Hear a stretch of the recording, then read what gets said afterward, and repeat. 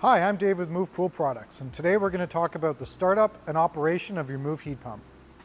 To begin operation of your Moov heat pump, start by unlocking the screen with a long press on the lock button.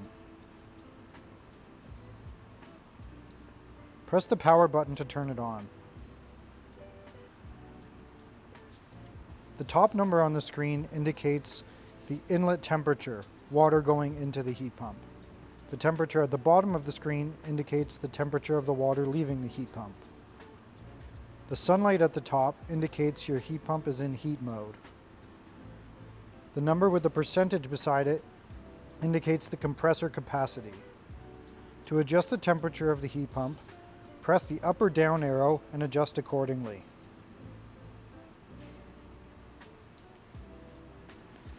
Now that you have set your desired temperature, the fan will begin to run. Due to our soft start technology, after a short wait, you will start to see the compressor slowly ramp up, as seen in the top right corner.